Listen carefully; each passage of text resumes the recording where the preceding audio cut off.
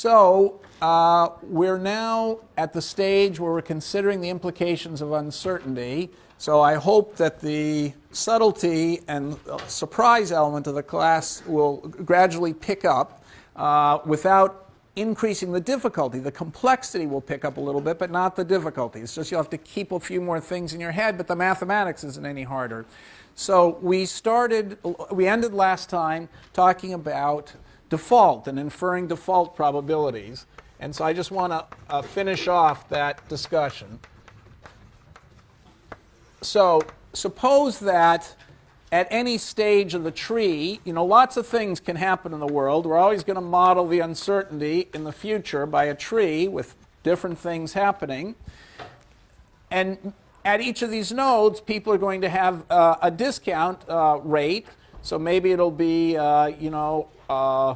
R equals 20%, and here R could equal 15%, something like that. And we want to add to this the possibility that there's default. So if we add the possibility of default, and these things keep going, and maybe there are payoffs at the end or payoffs along the way. If at any point in the tree like this one, we add a new possibility, which is the default possibility, and we assume, so this happens, by the way, when do people default? They never default before they have to make a payment. So when do they default? Exactly when they're supposed to make a payment. So suppose that this guy is going to default here when he's going to make a payment. At every possible scenario, he would default there. So we've got a very simple model of default.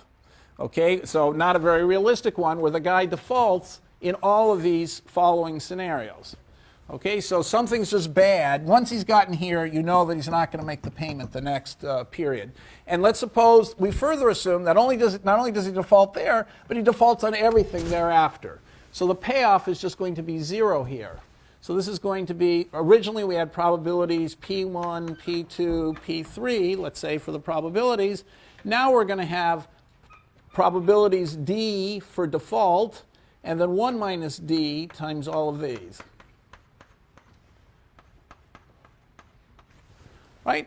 So essentially, what have we done? We've simply replaced, in our calculation of payoffs and present values, we've simply replaced these possibilities with probability P1, P2, P3. We added another possibility, but the payoffs are 0 here. Nothing's going to happen from then on except 0.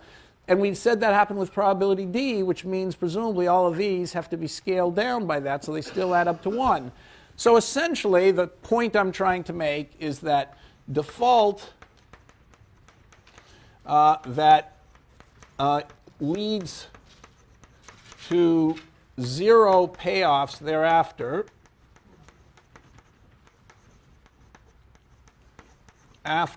is just like discounting more. Why is that? Because whatever calculation you did for the value here of what the bond could possibly be worth there it's all the same numbers as there were before, except we've multiplied it by 1 minus D.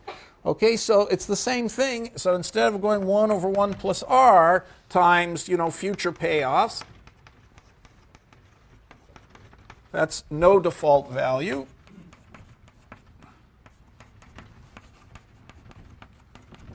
Okay, now, so that times future payoffs. Now we've got default value under this special kind of default is going to be 1 minus D times 1 over 1 plus R times the same future payoffs. Okay, but I always could make I could rewrite 1 minus D as 1 over 1 plus S or something. And so then I really have just 1 over 1 plus R times 1 over 1 plus S. So that's just 1 over 1 plus R plus S plus RS. So that's going to equal 1 over 1 plus R plus S plus RS times future values. Okay, so the effect of this special kind of default. We just get 0 thereafter. You know, the guy decides after this payment, I'm not going to make any more payments. I'm defaulting from then on. That's the same thing when valuing the future payoffs. It's the same thing as instead of discounting by R plus S with a little bit R times S. You know, if R and S are small numbers, this is probably quite a small number. So default probabilities get mapped into spreads, they're called. Okay, the way to evaluate it is you just multiply by 1 minus d, which is the same thing as discounting by a higher number, and that higher number is almost the same. It's very close to R plus d, as a matter of fact, because 1 minus d is 1 over 1 plus s. If d is very small, s is going to be very close to d as well. Okay, so an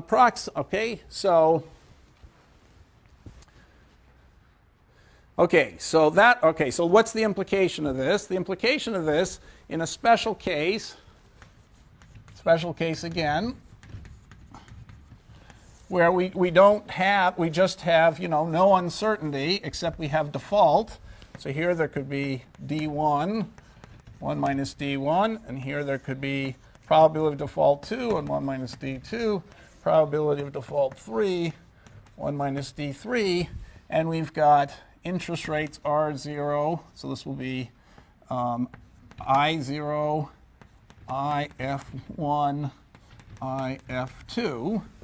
Okay, so if you knew what the interest rate was going to be today, you knew what the interest rate was going to be tomorrow, you knew what the interest rate was going to be the day after tomorrow, there's no uncertainty about interest rates, they're perfectly anticipatable, but you know that there's a probability of default each time. So in stage 1, this guy might default before making his payment here, in which case you're just going to get 0. In stage 2, he might default instead of making his payment, won't pay the coupon, he'll just default, or in year 3, he might default.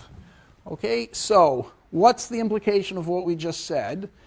You can evaluate this bond, the payoffs of the bond, so let's say it pays a coupon, C, 100 plus C. All right, the way you would evaluate that without default is you would just take the value of the coupon, the present value would have been you would have done it recursively. You would have gotten, you know, P3 equals 100 plus C. Then you would have said P2, you would have gone in your computer, you would have said P2 is 1 over 1 plus IF2 times 100 plus C.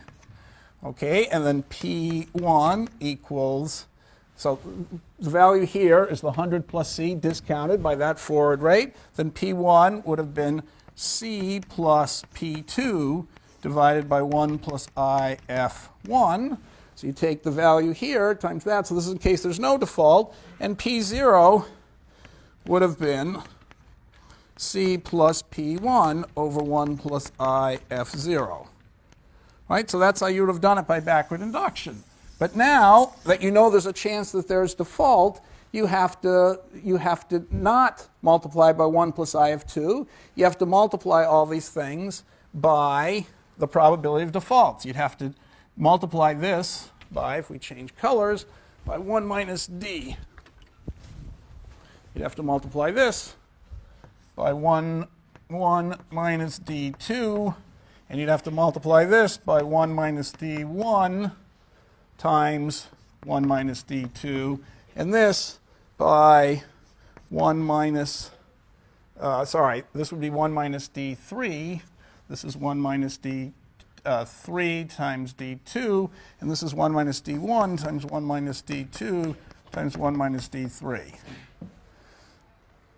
Okay, so this value would be the old value you got here multiplied by 1 minus D3, multiplied by this 1 minus D3.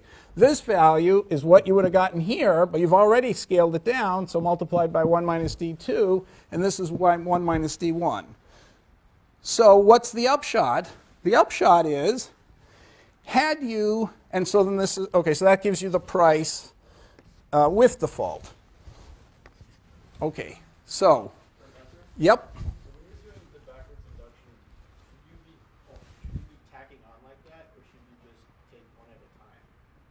So P0 should be multiplied by all three, or isn't it that you're taking whatever you get in as P1 is given and just multiplying by? Well, I could have done it two ways. I could have written, so what you're suggesting is a better way would have been to say P2, the default bond, P2 is going to be 1 minus D3 times P3, okay, which is also equal to P3, because there's no default after here. The world just ends. Then P1 is equal to 1 minus D2 times P2, okay? But that P2, remember, is already 1 minus D3 times P3, okay? And then P0 is going to be 1 minus D1 times 1 minus D2 times P1, but that's equal to 1 minus D1 times 1 minus D2 times P1, which is 1 minus D3 times P3. Right? Sorry, if you go from here to here, the value here is 100 plus C. So if P3 is just 100 plus C, let's leave it as 100 plus C. That's if the guy actually pays. Okay, so the present value would just be, then you have to divide all this by 1 plus I2. Sorry, this is 1 plus IF2. Oh, making a mess of this. And this is okay, so usually you'll go back from here to here by discounting by the interest rate, okay, but now we're going to have to also multiply by the probability that you default to go back here. So we get a lower number. P2 is not just 100 plus C divided by 1 plus IF, that's the discounting. You also have to multiply by the probability of default. Then when you go back one period further, you have to discount again. Okay, so I should have divided this by 1 plus IF1. You have to discount it, and also you have to multiply by the probability of default. Okay, but the thing you're bringing backwards is P2, which is already taken into account the probability of default the next time. Okay, and then when you go back one step further, you have to do the whole thing, again, divided by 1 plus IF0.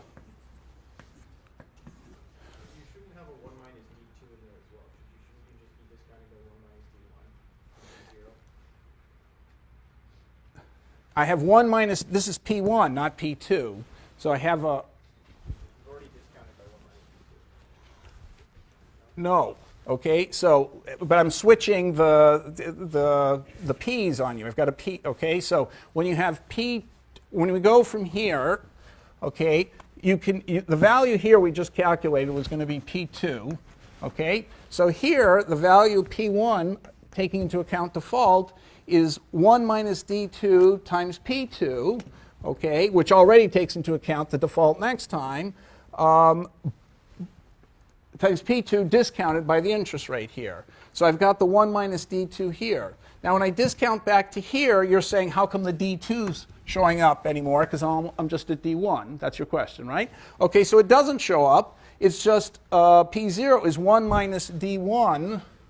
Oh, you're asking this. You're right. 1 minus D1, you were right, times P1 divided by 1 plus IF0. That's right. But if I plug in for P1, P1 already had, that's where the D2 came from. So P1's got the D2 in it. So it's 1 minus D1 times 1 minus D2 times P2. And then P2 had a P3 in it. So I've got all the defaults in it.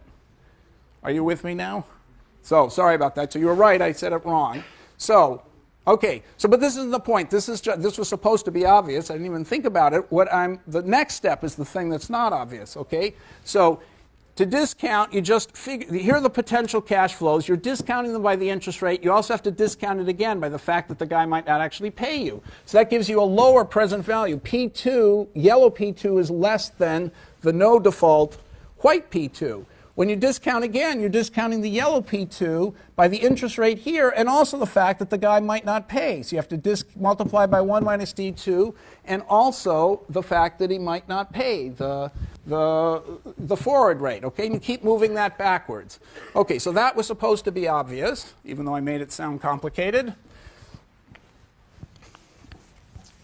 What's slightly subtler is just saying the same thing backwards, which is, suppose that saying the same thing backwards is, suppose I knew all these forward rates. Suppose I knew the forward rate. Suppose I had a bunch of bonds. Suppose I had American bonds,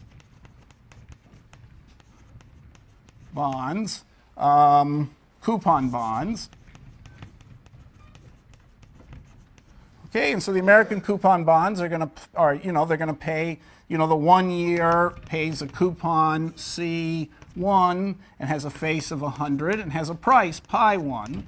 The 2-year American bond has a coupon C2, a face of 100 and a price of pi 2. And let's say the 5-year has something C5, face of 100 and a price pi 5. Okay, now from that we know that we can deduce what all the forwards are. We did that in the first class. Okay, so now suppose at the same time we have Argentina, where there, many Argentine sovereign bonds promise payments in dollars, by the way. They're trying to trade them internationally. So let's say Argentina, we also have the Argentina bonds, C hat 1, 100, pi hat 1, that's the 1 year, down to the 5-year, which is the Argentina C hat 5, 100, and P hat 5, pi hat 5, its price. Now let's suppose that Argentina could default, whereas America can't.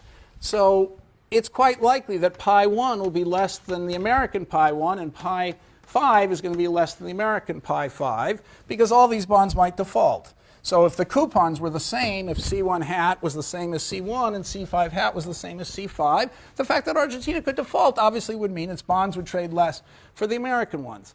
So the question is, can you figure out the default probabilities very quickly in Argentina without having to do a lot of complicated calculations?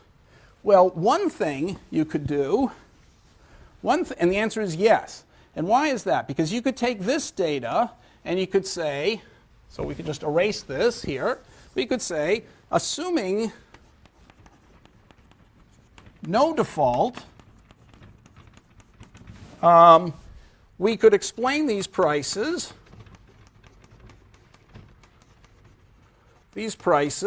by finding, just like we did in America, the Argentine forwards. Forwards, 1 plus I hat 0, 1 plus I hat forward 1, and 1 plus I hat forward 4. Okay, so these are the Argentine forwards. Now these forwards would be much bigger than the American forwards. Why is that? Because the prices in Argentina are so much lower. If you're assuming there's no default, contrary to fact, how could you explain all these very low prices? Well, you must think that in Argentina, they've got very high interest rates and very high forwards, so they're discounting more, and that's why they've got lower prices. And we know how to get those forwards, assuming there was no default. So the trick I'm merely pointing out now is that if we now go back and say, aha, Argentina doesn't have different forwards because anyone in Argentina, the bonds are denominated in dollars precisely so that people can be crossover investors. An American can put his money in Argentina, or an Argentine can put his money in America, so you can move your money to either place. So it must be that the forward rates can't be different. If you knew for sure you're going to get paid in Argentina, you'd have to have the same forward rates in America. So the reason these forward rates are higher is because there's a chance of default.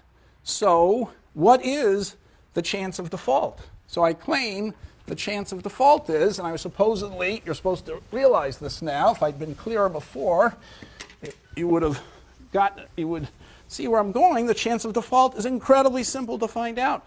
So it's 1 minus d t equals what? Okay, but in terms of forwards is what? It's not pi. This pi, this isn't the zero price. This is the big price of the bonds. So it's not pi hat t over pi t. What is it, though?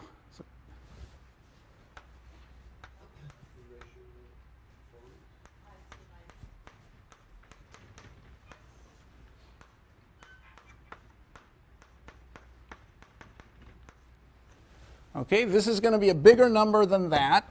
And in fact, that ratio is the default probability.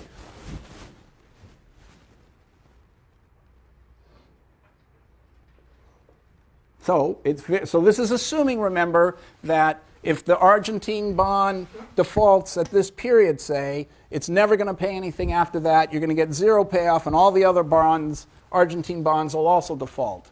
I claim that this is going to be this is the easy way of getting the default probability. And so the differences in the forwards is just explained by the default probabilities. And so the extra Argentine interest, if this is a higher number than that, this is approximately 1 minus d is approximately 1 over 1 plus d, which is, and so it's basically, this is very close to that. Basically, if all the numbers I and d are small, then if t minus 1 is approximately if t minus 1, the American one, plus this default rate in Argentina. Okay, so I should probably have a hat because I'm referring to Argentina with the hat. Okay? All right, so why is that true? I just argued it. How could that possibly be true?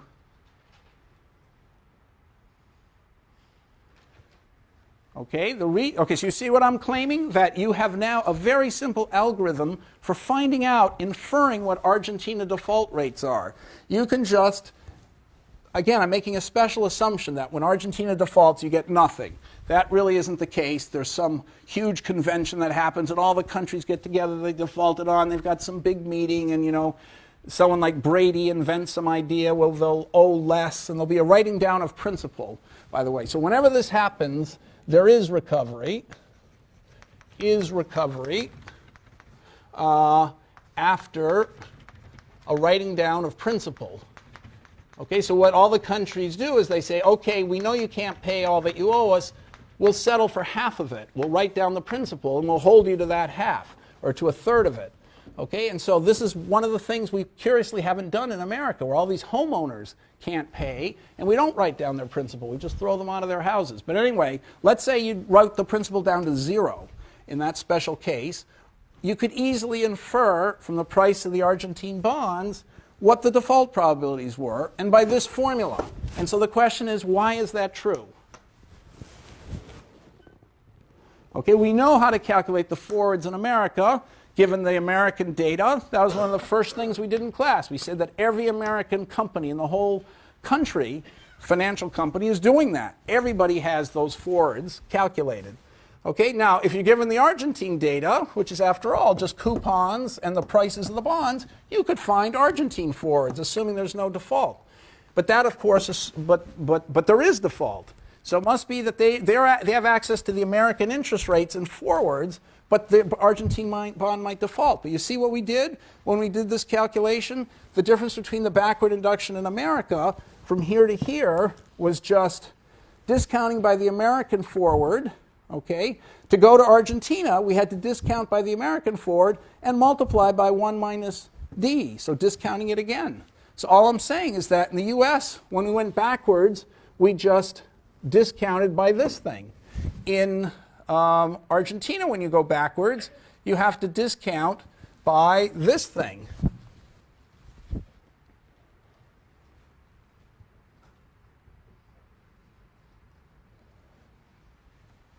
So those things have to be the same.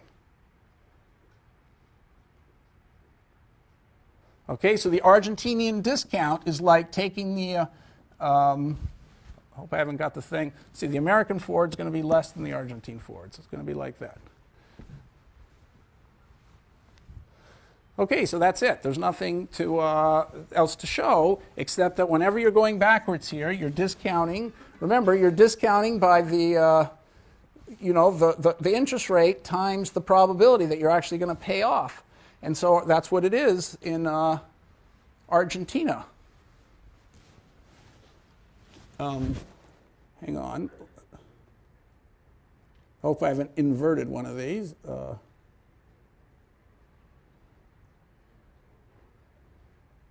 Yeah, exactly. So if you write 1 minus d times the American thing in the denominator, so as I said, to do the discounting in Argentina at every step, going back from here to here, what did we do in Argentina? We simply took 1 minus d, that was the default rate, hat, in Argentina, and discounted it at the American forward. Okay, so that's what I did here. So if I take 1 minus d hat, this is, multiplied by 1. So I take 1 minus d hat, multiplied by 1 over this. Okay, I just get 1 over the Argentine discount. And that's how we calculated, that's how we went backwards with our recursion. Just taking the interest rate, the discount, 1 over 1 plus I, times 1 minus d, and that's how we discounted going backwards. And so therefore in Argentina, if you're forgetting that there's default and you're just thinking you have to discount at the right rate and you're getting this discounts, you're getting this number. But in reality, you should have been taking this divided by that. So therefore figuring out this and knowing that tells you what this has to be. So it's extremely simple to deduce what the market thinks Argentinian default probabilities are year by year if you make the added assumption that once they default completely. And if you think you're only going to get a little bit back, well, then the calculation won't change that much. Okay? Yeah. Can we also do it by using the price of zeros? Yeah, so you could also do it by using the price of zeros. But to me, the best thing is the easiest thing is using the forwards. But you could also do it by zeros. Okay, so that's all I wanted to say. All right, so, and as I said, the one last thing to say is that if these numbers are all small, then 1 over 1 minus d or 1 minus d is approximately equal to 1 over 1 plus d. Okay, that's, if d is very small, those are practically the same things. And then, if you multiply 1 over 1 plus d by 1 over 1 plus I, it's almost 1 over 1 plus d plus I. So it's almost this thing. It's not quite true, literally true, but it's very close to say that the gap between Argentinian forwards and American forwards is just the default probability in Argentina. And that reason is why it's called a default spread.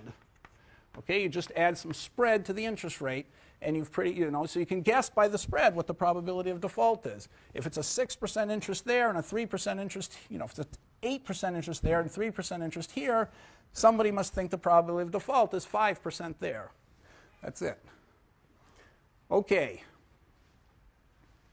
So let's now move to a tree where you have to make decisions. So I'm going to now describe the method of backward induction, which occurs over and over and over again. And we've used it a couple times, but not in its subtlest form. So backward induction, backward induction. Okay, now who first invented the idea of backward induction?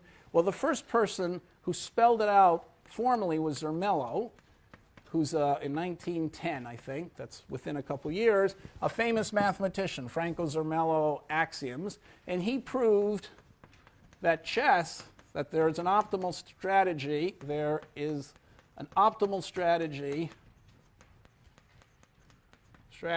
in chess by backward induction.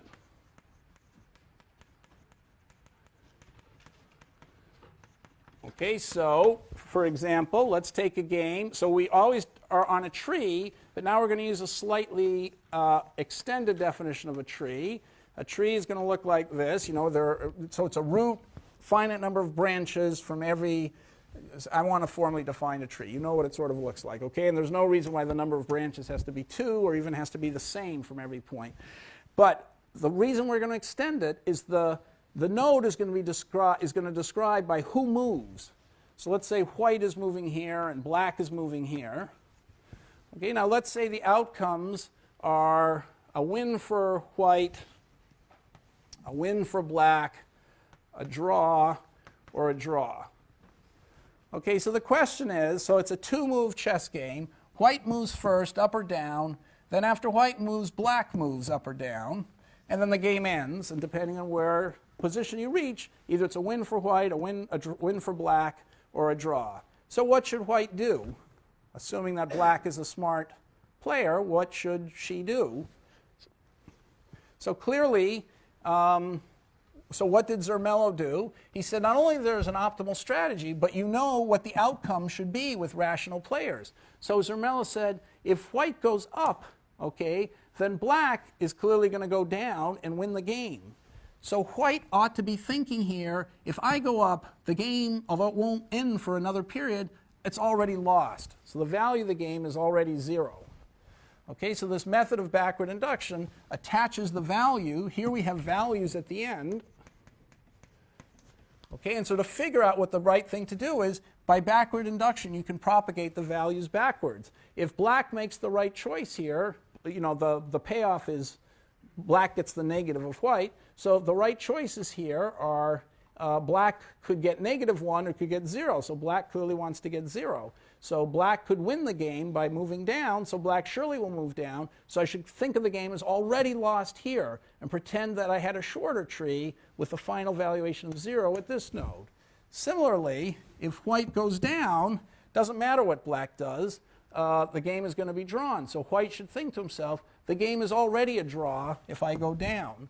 And now white has an easy choice. Do I want to move to a loss or do I want to move to a draw? So clearly white, so I could just pick a move for black here. Clearly white is going to go down, and therefore with correct play, the game is a draw. So by backward induction, you figure out the correct play. Now why is this surprising? Because chess has an incredibly big tree, not an infinite tree. You know, there are all these rules that keep it finite. If you reach the same position 3 times, it's considered a draw. If you make something like 50 moves in a row without a pawn moving, it's a draw. Whatever those rules are, I used to play chess quite a bit, I've even forgotten. But whatever those rules are, they're designed to make the game finite. So the tree is finite, and so it's impossible to see the whole tree. And how should you know what to do at the beginning? Well, you don't know what to do at the beginning till you know what black's going to do afterwards, until what could happen later in the tree. But if you were fast enough to put the whole thing on a computer, you could figure out what to do at the beginning, because your best move at the beginning depends on what you think black is going to do next, which depends on what he thinks you're going to do after that, which depends on what you think he'll do after that. But if the tree ends, you can always go backwards from the end to the beginning and figure out what to do at the very beginning. Okay, so this is a familiar argument to all of you, I think. It was a beautiful argument in chess in 1910, and then it was anticipated, I mean, in mathematics in 1910. The chess players, of course, all knew about it. So Steinitz, who was a world champion from when to when, something like 1870 or so to, or 1880, let's say, to, let's see, 1921 to 1894. I think he was world champion from then to there. Lasker became the champion then. So he wrote a bunch of books and stuff in which he said, you know, there's a backward induction value to chess, but since we can't figure that out, on general principles, you can tell by looking at the configuration of pieces what the right possible move is. And so you can have positional, you know, you can have positional values. So I'll do that. And then you can have the backward induction values. So for instance, a positional value might tell you that, you know, having doubled pawns is a bad thing, having control of the center is a good thing, and you add up all those pluses and minuses and you get these positional values. And so he said your positional, you know, if you've got the right positional algorithm, right positional understanding, your positional sense of what to do, you only need to analyze one move deep. You can figure out what the best position is going to be and move that way. And if you really understand the game properly, that positional thinking, that strategic thinking, so it's called strategic thinking, is going to give you the same decision as the exhaustive analysis of all the possibilities, which is tactical thinking. Okay, so the two should amount to the same thing. Now, in fact, people can't do the full tactical thing, and also they don't have the full strategic understanding either. So they kind of mix strategy and tactics, and that's what makes the game interesting. So no one has ever written this, but I'm sure there's an interesting study to be made about what games are interesting, and they must be the kinds of games where you can mix. There's always a mixture of strategy and tactics. In game theory, as we describe it in economics, there's no such thing as strategy. All this is out. It's all just backward induction, which is what I'm teaching you. So the way computers play chess, incidentally, is, and the guy who invented this is Shannon. So he's a famous, a famous professor of information systems, so an engineering professor. So he said, well, you can't look at the whole tree, which is too long in chess, so what you should do, so all this extends way further. Maybe you can only look 2 moves deep. So what Shannon recommends is look as far as you can put in your computer, apply some positional thinking to evaluate these positions at the pseudo end of the tree. So it's really not a win for white. Let's just pretend white's so far ahead that we'll call it a win and a loss and a draw and a draw. That's just by looking at positional values. And then having assigned those terminal nodes values, now by backward induction, you can figure out what the value is here and exactly what the right first move to make is. And then after white's move, black will come here. Black can now look 2 moves deep. So black's going to look from here all the way down here. He's going to do his positional evaluator to these nodes and try and figure out what they're worth, and then do backward induction to figure out what his right move is. Anyway, that's basically the idea of all chess algorithms, and then they've gotten refined by saying, well, anyway, there are lots of refinements. So I used to be very interested in this. I don't think I'll talk more about it unless anyone wants to ask me something. So there's the origin of backward induction. Zermelo's proof, and it's obviously a big deal in chess, and the chess players all knew about it before Zermelo, but they didn't write anything down as formal as Zermelo. So how does this apply to everything we do in economics? Well, I want to give a series of examples culminating in market examples, but starting off a little far from life. So the first one I want to give is the red and the black. So these are just 2 games. This is the first one I invented 10 years ago, but I don't think they're, anyway, I think they aren't that original. I thought they were when I invented them. But anyway, so the red and the black, it works like this. There's a deck of cards, 52 cards, deck of 52 cards. And you can, someone offers you, so half of them are 26 red, right, and 26 black, which is all I care about the cards. And someone offers you a game, and they say, okay, the deck's upside down, they've been shuffled. You can turn over a card, and if it's black, I'll pay you $1. If it's red, you have to pay me $1. So I'm offering you this chance to play this game. And of course, you can quit whenever you want to. I can't keep forcing you to play, so anytime you want to, you can quit. So that's the game. Can stop whenever you want. Okay, and once you draw the card, you throw it away. And so all these examples are going to be examples of stopping games. And you'll see in economics that when you prepay on a mortgage or when you call a bond, you're stopping the thing. The contract's ending.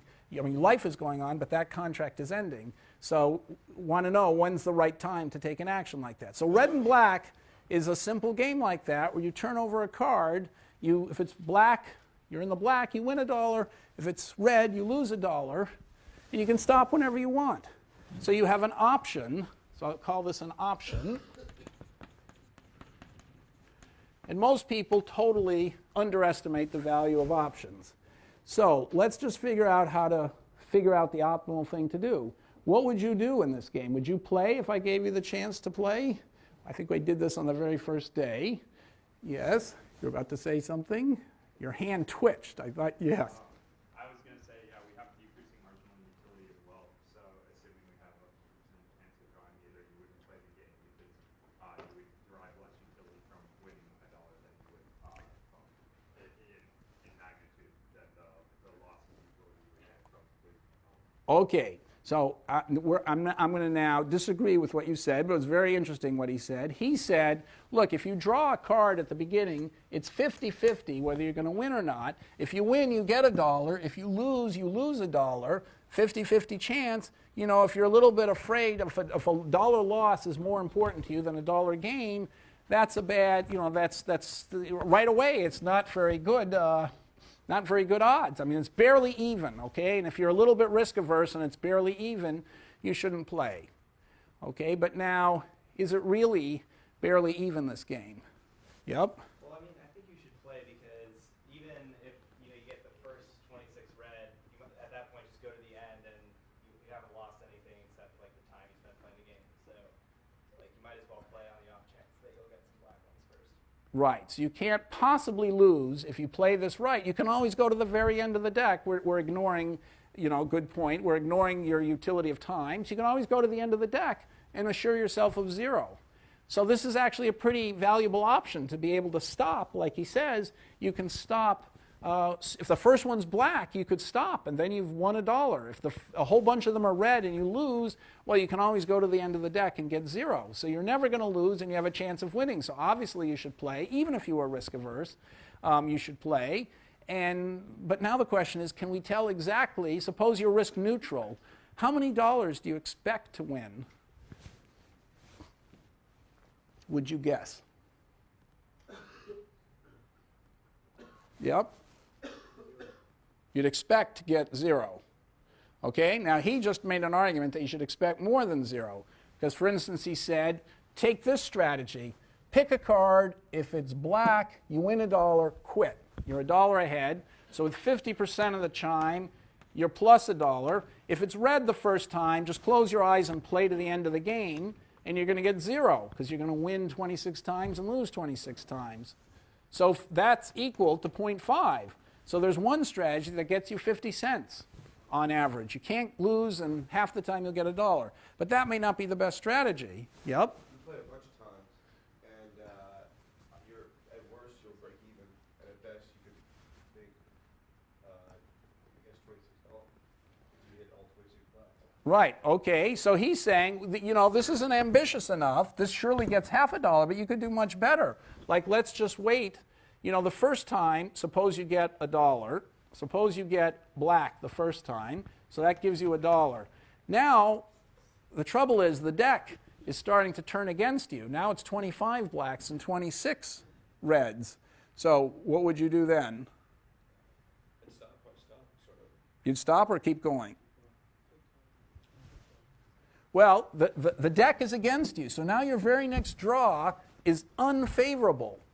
And by the way, playing to the end of the deck is going to lose you $1 because they're 25 black and 26 red. So this argument that if you just play to the end of the deck, you'll break even, it's not true after you've already taken a black one out. So you could lose it, you know, from then on, you're starting to run a little bit of a risk. So we're ignoring risk aversion. We're just caring about expected dollars. The fact is the deck is against you. So should you play or not? And so first reaction is, hell no, the deck's against me. Why should I draw another card? But you still have the option of going to the end of the deck. So the most you could lose is $1 if you went all the way to the end of the deck. And who knows, maybe you'll get a run of more black cards in the beginning and make a lot more than $1. Okay, so you should choose another card. Okay, in which case if you get black again, if you got red on the next card, you'd be breaking even. But now it's 25-25, and by the previous argument, it's obvious you should pick another one, because the worst you can do is break even from then. But what if you got 2 blacks in a row? Well, now the deck is way against you. It's 26 red and 24 black. So you're, you know, now you've only got a 48% chance of drawing a black one the next time. The deck is going further against you. Should you really draw another black card? It seems, another card, it's, you know, it's more likely to be red. Well, the answer is yes. And suppose you got a black one again, meaning you're 3 up, and now the deck is 26-23. Sorry, I went the other way. 26 red, 23 black. It's getting further and further against you. Should you draw another card? Well, what you've got is you've got a bad deck working against you, but you've got this option working in favor of you. So the question is just how valuable is the option? And like I said, people always underestimate the value of options. And so, okay, go ahead. Don't you want to plan until your lose option, until your lose condition is either balanced out or worse than your win condition? Yes, but what is that condition? 13 blacks. You would if you got 10 blacks in a row, you would keep drawing blacks? Is that what you're saying? Well, I mean, at that point, if you assume that that's all sunk costs, assuming that you pick another red and then play it out at the end of the game, you could lose, what would it be? 13 more. So you're saying you want to keep drawing blacks until, if you played to the end of the deck, you would lose as much as you'd won up until that point. So you want to never run the risk of losing money, of losing more. Okay, but you see, that strategy would get you to quit after the first one. After the first black, if you ran to the end of the, your strategy doesn't make sense. You're always going to, by going to the end of the deck, you're always going to undo everything you've won until that point. Because you'll be zero no matter what if you go to the end of the deck. Yeah. Shouldn't you quit whenever you have $1? Because, say, if you have more black cards than red cards, Yeah. then the number of black cards left in the Deck is less. smaller than the number of red cards left in the deck. So Yes. you quit whenever you have $1. No.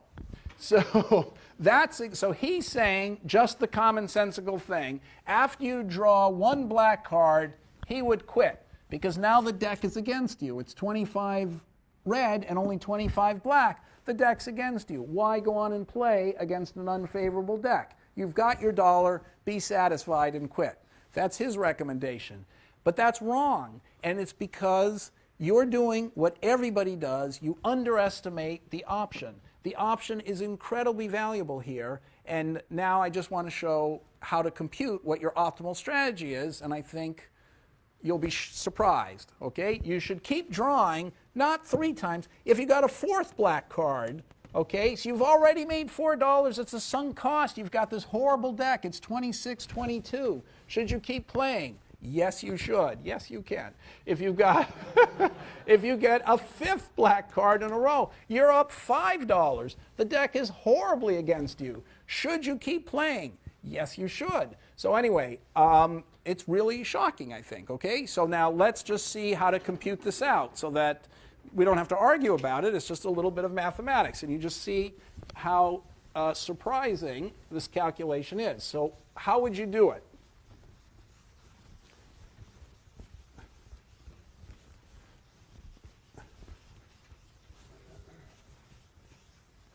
Okay, well, the key is to figure out how to put it into a tree. So I'm not going to draw the picture because it gets too complicated. But basically, what you want to know is how valuable, remember the tree in backward induction, it was take the thing at the end and then figure out by propagating the values backwards. So if I have black and red here, and I've got 1 black card and no red cards, the value to me of that is what? I'm going to win $1 for sure. If there's only 1 black card left in the deck and no red cards, I know I'm going to play to the end and get $1. And obviously the value of 2 black cards and no red cards is $2, etc. And I also know what's the value to me of no black cards and 1. If I know that there are no black, you know at every stage what's left in the deck because you've seen what came out before. So if you're at the very end of the deck with no black cards and 1 red card, what's the value of that position to you? 0. Not -1, 0. Why is that? Because you're going to quit. You're not going to play. The value, and that's the critical step. Seeing that this is 0, okay, someone said -1, that difference between 0 and -1, that's the whole heart of the thing. So 0 and 2, the value of that is also 0. You're just going to quit. Okay? So what in general is the value? What is the value of V if there be black cards and R red cards? What's the value to you? Well, the crucial step is that you can choose to quit by not playing. So this is the value from then on to you. So B black cards left, R red cards left. You could get 0 by quitting.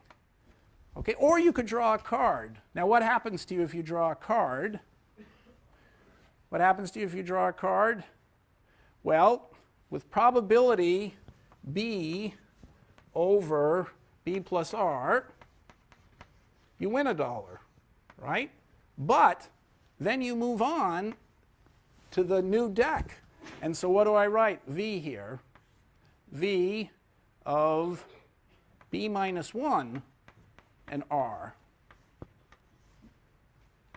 Okay? But with probability R over B plus R, you drew a red card. So that's minus 1. But then you move on to a deck that has one less red card.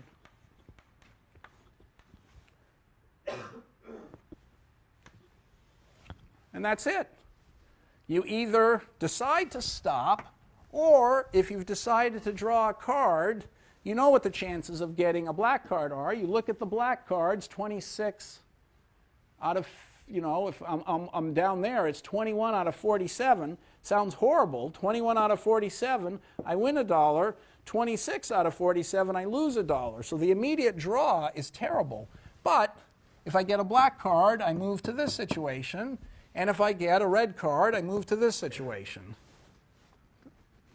Okay, so that's clearly, okay, so do you agree with me that that's what the value is going to be? And so if you look at, okay, so now, okay, are there any questions? This is a critical formula, a critical spot. Does everyone, Sophia, you're now in trouble. Somebody came and said hello to me after class, and now I know a name. So does this formula make sense? Kathleen, yes? Is it Catherine or Kathleen? Catherine, okay. Catherine, so you agree with this formula, right? Okay, but this formula is the key. It's just like our tree. Once you know what the values are down here, you can always go backwards and figure out the value here. Okay, so so what is the tree? The tree is going to have, well, I'm going to draw it on I'll do it on a computer. So now we can just do this on a computer.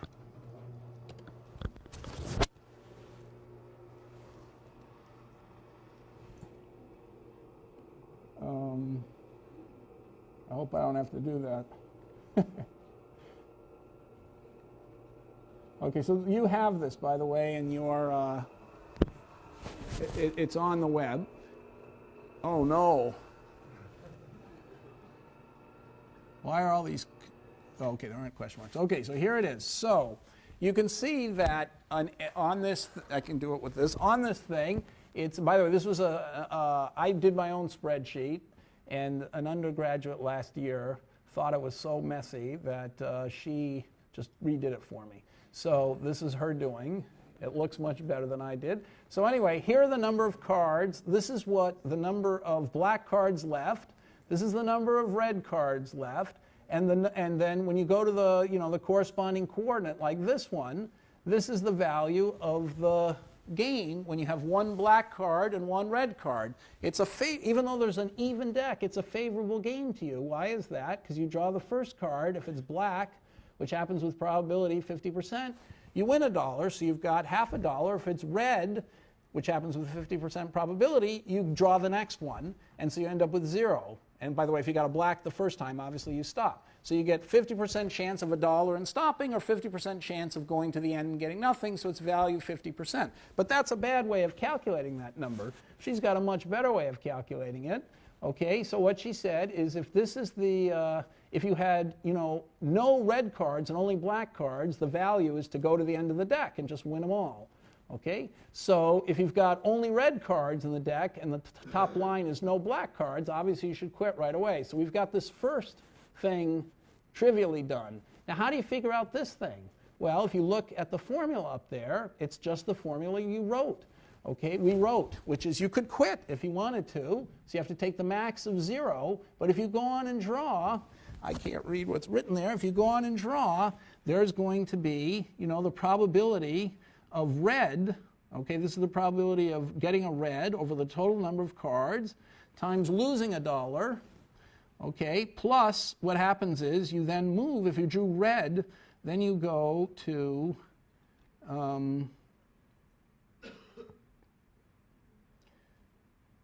what did she do? C4, where, oh, C4 is here. Okay, right. So sorry, I was getting confused with the card. So C4 is this squared. Okay, that's the value in here. So C4 says if you draw a red card the first time, it happens with this probability, the number of reds over the total number of cards. You lose $1, and then you move to the position C4, which is one back here, the one where you've got one less red card and just a black card left. Okay, on the other hand, you could have drawn the first time, not the red one, but the black one, okay, divided by the total number of cards, and you would have won $1, but then you would have moved to the position where you had one less black card, which is D3, which is up here.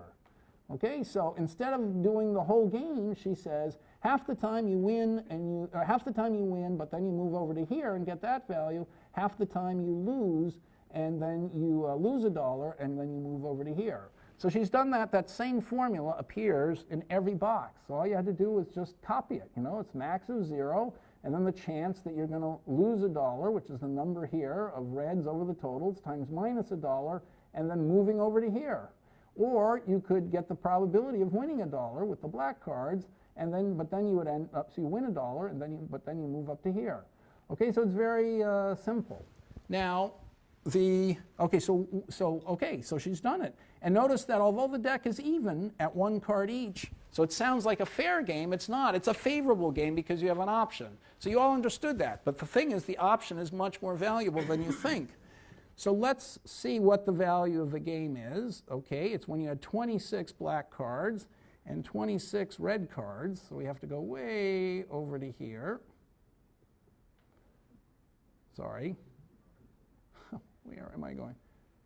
It's not the right answer. Okay, here it is, 26.26. The value of the game is $2.6, not just half $1. You wanted to quit, wherever you are, at half $1. It's not looking up anymore. So you want, so you wanted to quit with a after the first draw, okay? But it's much better than that. So now, what the shocking thing though is, so this means with 26.26 you have a favorable game and you should draw. If you didn't draw, it'd be worth 0. So obviously you're supposed to draw here. If you get a black card, you're going to go here. So here you're down. You've gotten a card, and you've got one more. It wasn't that likely you were going to get black, but if you did, 50% chance you go here. So you win $1, and now you're at this position. Now, if you were supposed to stop, you would have, if you're supposed to stop at that point, what would you have done? If you're supposed to stop at that point, you would have had value 0. So the fact that that number is positive is telling you, even when the deck is against you, 25, you can't see it, it's 25 blacks and still 26 reds, it's still a favorable game. You should draw a card. And if by some miracle you won $1, you would have moved to here. So now you're 26 red and 24 black, but the game is still favorable. You should draw another card. Okay, and if you win again, you're here. Now you've gone 1, 2, 3 times you've drawn blacks. You should still draw another one. 4 times getting blacks. You should still draw another one. 5 consecutive black draws. The deck is now 26 against you and 21 in your favor. You should draw again. The game is still slightly favorable. And it just seems shocking that could be the case. But this is the proof that it's the case. So anyway, that illustrates the power of the option of being able to continue. And if you work, you're going to work out low numbers 2 and 3 in the homework, and then you'll see very clearly why it is that this option is just so powerful. It's uncannily strong. So are there any questions about this? Yes. I'm still a little bit confused. I know that the option value is positive. Yes. But the probability actually is a little bit against you. Yes. So especially when you, after 5 wins, yes. Why do you want another draw? Because yes, the option value is a little bit positive, but the probability is still against you. So, yeah. This isn't the option value. This is the value of playing. Okay, so it says the option value is bigger than more important than the fact that the cards are against you. So he's asking, my TA is asking, how could it possibly be that the deck is now 26 red and 21 black, totally against you, and according to this calculation, you should still draw? He can't see the advantage in drawing, because the odds are pretty high you're going to get a red card next time. Okay? Well, that's true, you're going to get a red card next time. But the thing is, your downside is limited. You can never, here's a way of thinking about it, you can never, you're up 5 cards, you can never lose more than $5 from that point on, because you can always play to the end of the deck, right? Which means you lose the 5 back that you already won. So there's a downside. The downside of losing is limited here.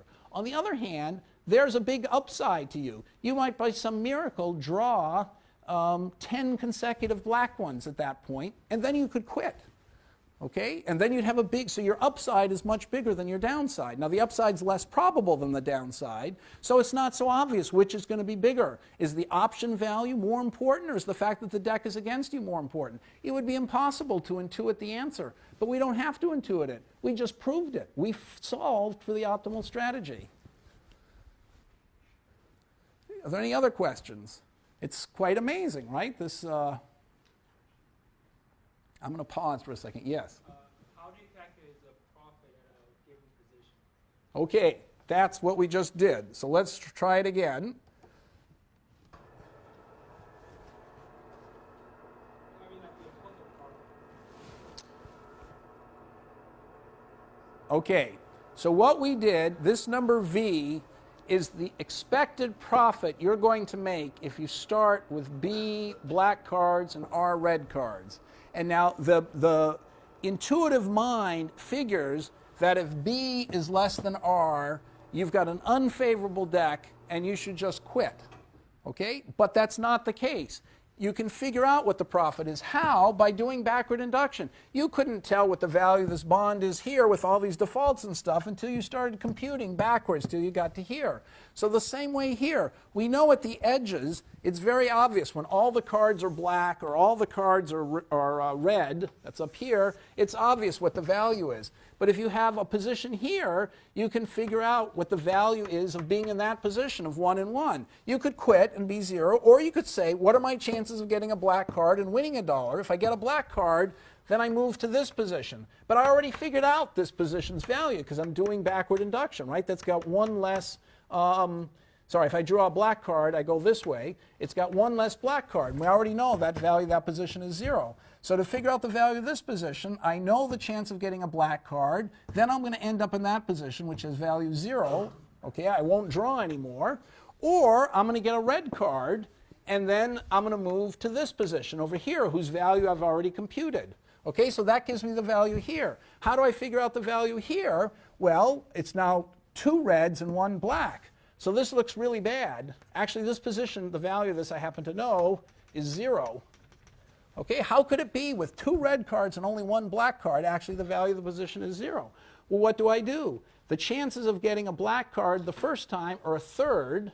So V of 1, 2 is going to be a third, okay, of getting a black card, plus then I go to here, which is no black cards left and just red cards, okay, which obviously is 0, plus 2/3.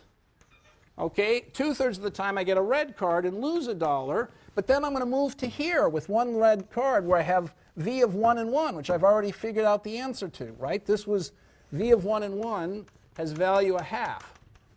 Okay, so therefore V of 1 and 2 is going to be 2/3 times minus 1 plus V of 1, 2, right? I just drew a black card, so it's no longer... No, I drew a red card, so it's 1 and 1. So I started with 1 black and 2 reds. A third of the time I get a black card. 2/3 of the times I get a red card. But after getting the red card, the position is now 1 black and 1 red. The red card disappeared. That's over here. Okay, so if I get a black card, I move to here. We know what if I get a red card, I move to there. But V of 1, 1 is worth 1/2. So that's equal to 1/3 times 1 plus 0 plus 2/3 times minus 1 plus 1/2, okay, which equals 1/3 minus 1/3, which equals 0. Okay, so starting at this point, you've got 1 red card and 2 black cards. It looks horrible to pick a card. 2/3 of the time you're going to get the wrong card, but you still have a position that's actually equal in value, because if you get that black card which wins, you stop. If you get a red card, you're now in a position that's equal deck, and the deck is that's favorable for you, because if you get another black card, you stop, and if you get a red card, you keep playing to the end. Okay, so Okay, so that's it. So how can you do this by backward induction? You have the stuff on the edges, and then you solve for all these things along the side here. And having done that, now I can solve for this one, because I've got up and to the left, and I do that whole row. Then I can do this whole row, and then I can just, by backward induction, do the whole thing. And the computer does that instantly. So it figures out the value of every single node, and it's shocking what the answer is. So are there any other questions about this?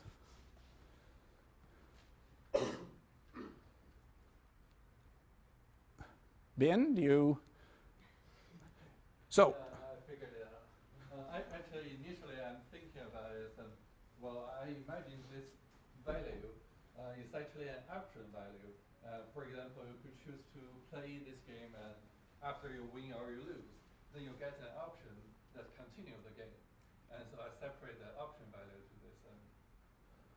Well, that is your option. The option is always to keep playing or to stop. Okay, so let's just do, but the value I wrote down is the value of the game to you, of being able to play the whole game however you want. Okay, so now let's do another example.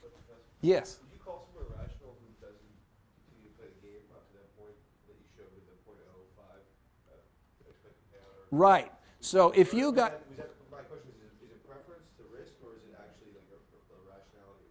Right. So this is going to become very important very shortly. So his question is, I just proved, if you can call that a proof by computer, the computer proved that even if you got 5 blacks in a row, you should still draw another card. Of course, things are quite risky now because, there's a very good chance you're going to lose on that very next card. So he's saying if you're risk averse, maybe you would stop there. And how can you distinguish somebody who's risk averse from someone who's just dumb and can't make the calculation? So that's going to be a question we're going to take up in the very next class. But I would say that it's usually because people are dumb and can't make the calculation.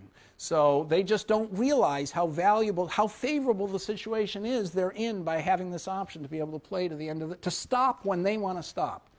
Okay, so let's just do one more example. Suppose that you are undergraduates and you want to get married. You've been told that's a good idea, and it's going to be a very sexist thing, but anyway, it's also a game I invented, which turned out not to be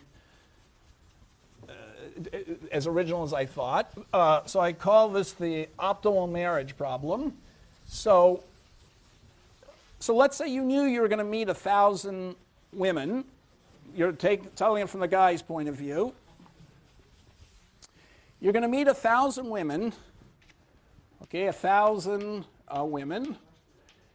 And each woman you meet, her suitability, you can't tell until you meet her and talk to her. And after you meet her, each woman's suitability, is uniformly distributed on 0, 1. Okay, so what do I mean by that? I mean, you meet her, you talk to her, you get to know her, and then you just draw, and so before you met her, you have no idea how suitable she's going to be. After you've talked to her, you understand how suitable. The best is it's 1, the worst is 0, and it could be a draw anywhere between 0 and 1. Before you meet her, you have no idea. After you meet her, you know exactly how suitable she is. And there are going to be 1,000 of them that you're going to meet. You could meet. The problem is that after you've talked to a woman, you can marry her then, or if you move on,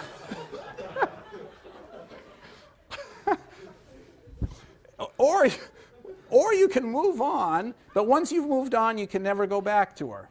So the question is, so you understand the problem. The problem is that let's say the first woman is 0.95 or 0.90. You think, gosh, how suitable. This is a great match. But I've got 999 more women to go. Maybe I'll do better. And then you get zeros from then on. And so you've missed your 0.90. And so you're going to end up marrying the last one who's maybe a 0 for you. That doesn't mean she's a 0, just for you a 0. So I'm trying. Anyway, so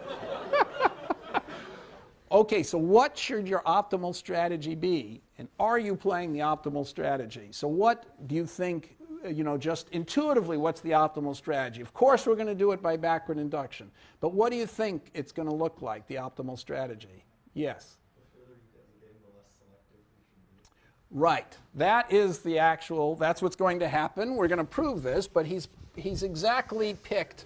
He said, you set a threshold here at the beginning. You'll marry her if she's above some number. You keep to that threshold for a while. Then you haven't married anyone. You say, oh, my God, I'm running out of women. And then your standards just collapse. Okay, so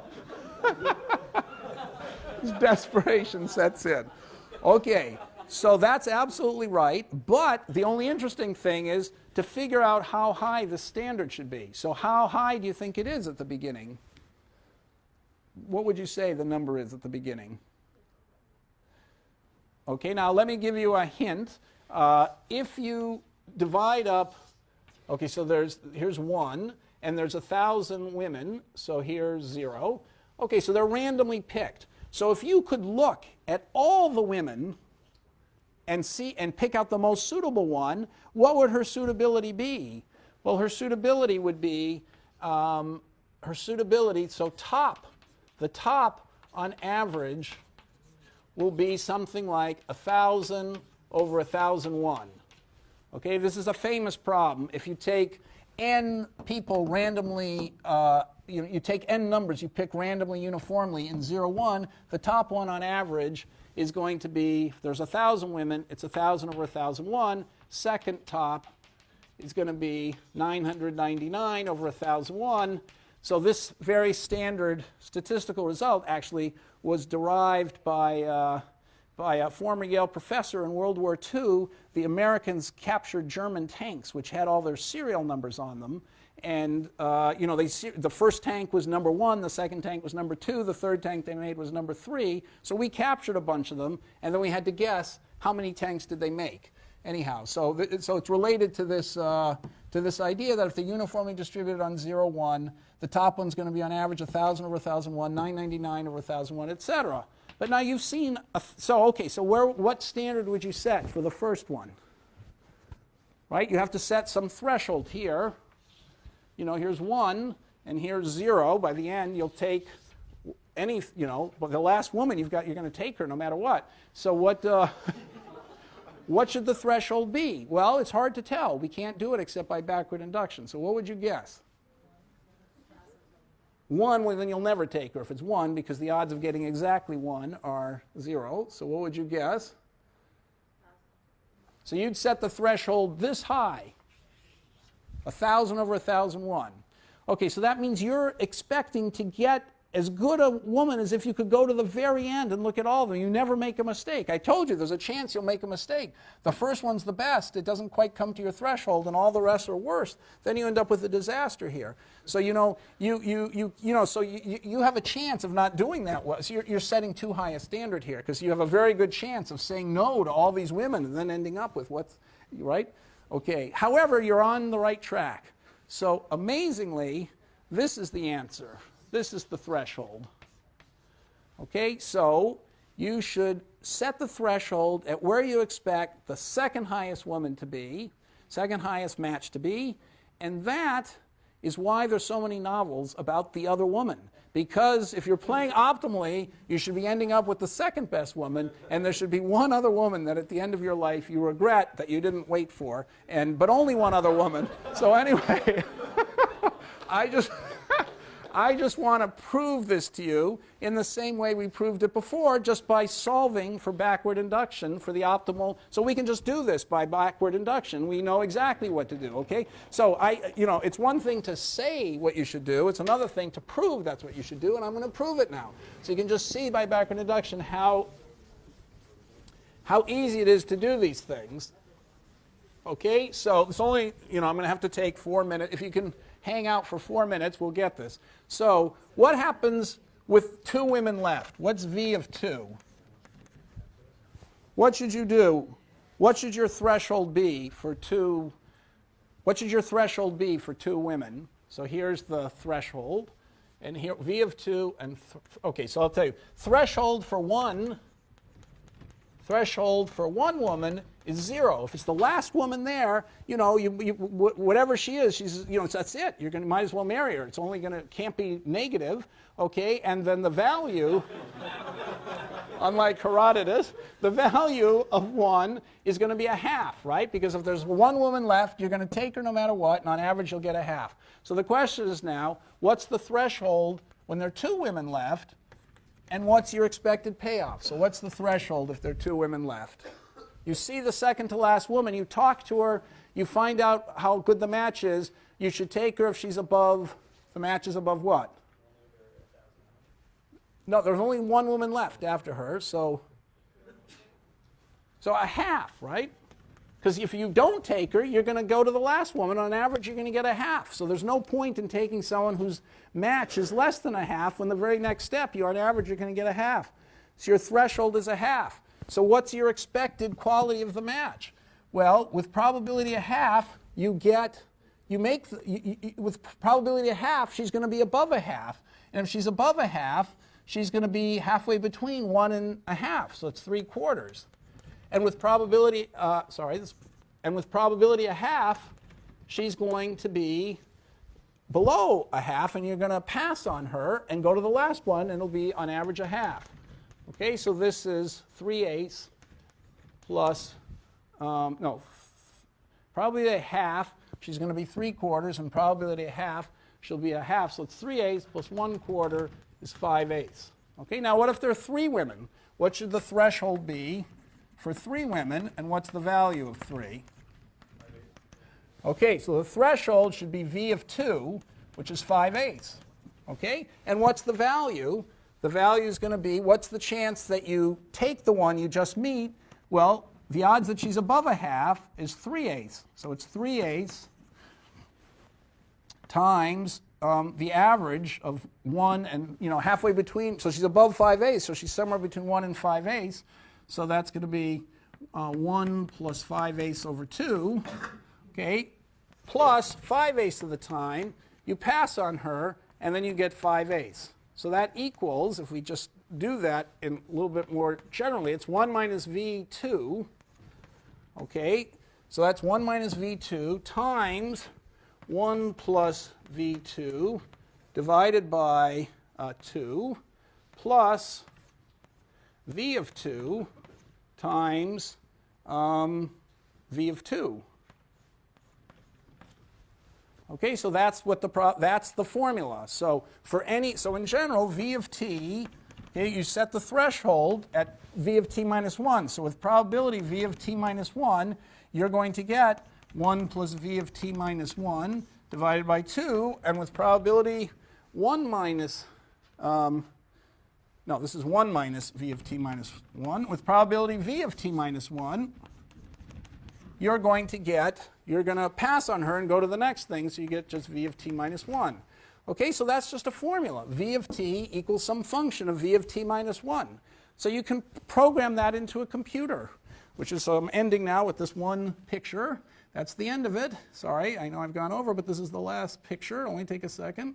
So 0 yield curve optimal marriage. Okay, so here it is. Here's, with one woman, your value, oh shit, sorry. With one woman, the value is a half, 1 match to go.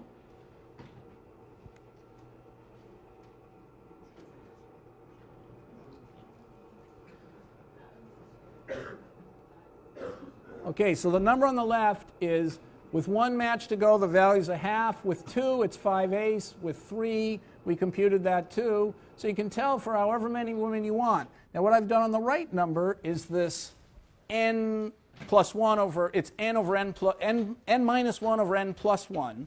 Okay, so that's the second best woman, how good she'd be on average for you. And as you go down further and further, you see these numbers are getting to be the same. So this number and this number is practically the same. And if you go down to the very bottom, you'll see they're identical. Okay, up to an incredible number of decimal places, you get these two numbers are the same. So if there are enough women, you're going to get exactly the second best, and it's going to be the problem of the other woman. But anyway, the point of all this was to just illustrate how powerful the option is It's as if you could go to the very end and pick out the second best one, even though you have to do them sequentially.